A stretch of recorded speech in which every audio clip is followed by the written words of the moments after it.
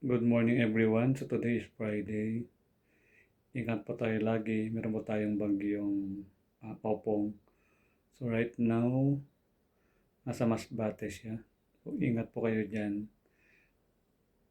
So just keep on praying na wala pong masasaktan.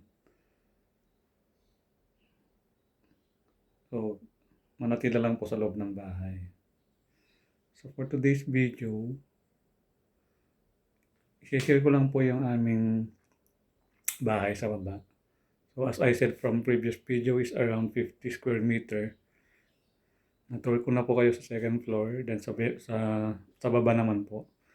So basically, mabilis lang. Ito po yung dining room namin. Living room. Sorry. Ayan, dito yung upuan namin, then yung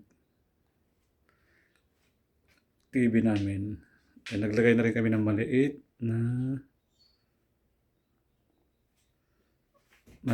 na Christmas tree. So, pag titignan nyo ang aming bahay ay wala kayong makikitang CR. Kasi ito po yung dining table namin. Then yun po yung built-in cabinet. So yung aming pinaglulutuan ng ulam ay sa labas. Yan. So,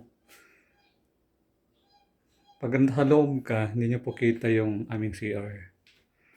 So, ang ginawa po namin, gumawa po kami ng yan. Basically, ito po yung CR namin. So, next videos, papakita ko sa inyo kung paano namin ginawa. So, medyo matagal na kasi siya, no? So, basically, dapat ganyan siya, hindi kita. Hindi pansin na CR kasi walang nakikitang doorknob. So, yan. So, yung ganyan po yung aming dining table. So, yung dining table pala namin, ganyan lang. Then, bumili kami ng 3 ilaw. Yan. Mura lang naman po yan. Meron sa online. And then, ipapakita ko sa inyo ngayon kung saan kami nagluluto. So, basically, yung pinaglutuan namin para hindi mangamoy sa loob ng bahay, sa labas kami nagluluto. So, let's find guys. Let's open the door. Yan. So guys, dito kami nagluluto, no? Yan.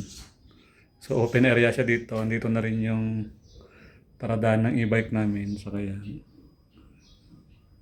Sorry guys, binaba namin yung Eiffel Tower kasi may bagyong Opong, no?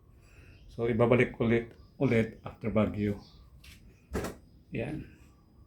Yan guys, nilagyan na rin namin po ng metal yung lutuan namin para hindi nagtatalsik sa may wall namin. Yan guys. So, pasok tayo sa bahay ulit. Yan, ganyan lang po.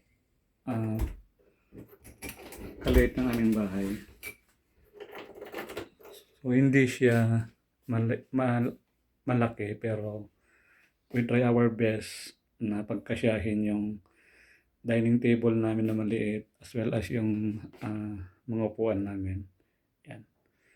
Sorry guys, may magulo kasi may bata. May bata po kami, no? So, next videos, papakita ko sa inyo yung paano maggawa ng CR sa loob ng bahay na wala pong doorknob. Para kung may bisita kayo, hindi siya takaw tingin na may CR sa loob. So, thank you guys for my short videos for today. So, thank you very much. Happy day, happy family day. Enjoy your life, enjoy your day. Just relax, stay calm. Thank you, bye bye.